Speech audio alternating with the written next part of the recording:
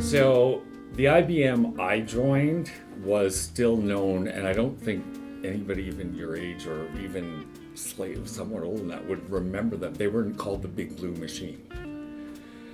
It was a cult. You were expected. You wore blue suit. Like, you knew where to go to get it. You were told, go here, get this. You have your hair cut at the right place. We had our own airport and our own country club. You show up, you look the part, you play the part. I mean, you're learning as fast as you can to toe the line. There was a study that there was a disproportionately higher number of men who were left-handed that were gay.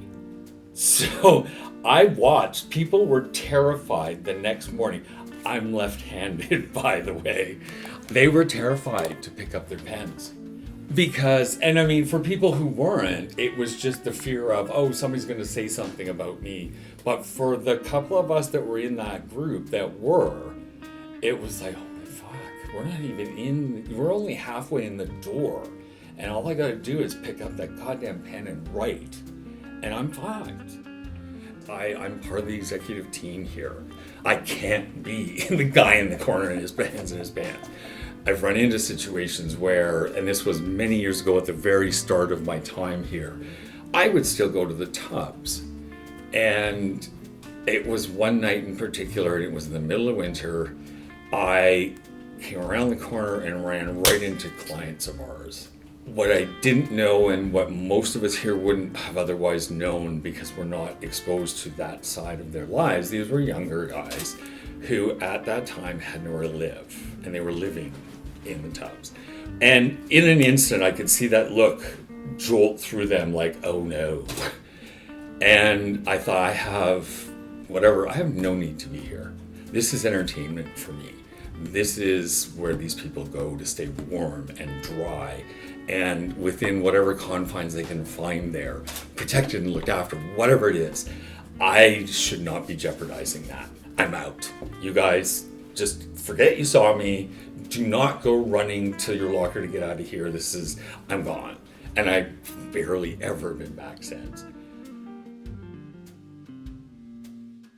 It was a Catholic private school.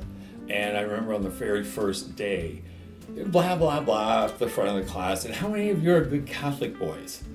If you didn't put your hand up, I didn't figure out very quickly to do so, even if you weren't, and they were gone the next day. Like, they just didn't tolerate anything. And only to graduate and find them, 3 of the little priesties on their knees that I went to school with, who are all fire and brimstone, the Bible and rules. And these are the same people that I found on their knees in the barn, sucking off anything that came near them. And it was just that much creepier because they looked at me and knew exactly who I was. And it was like, come here, little boy. Oh, never in my life have I gotten out of a smutty sex-related scene that fast. I'm usually going the other way. That was just like, no. I wanted a refund from all my tuition at that point. It's like, if I go over there for each one of you that gets to blow me, I get my year back. That's it.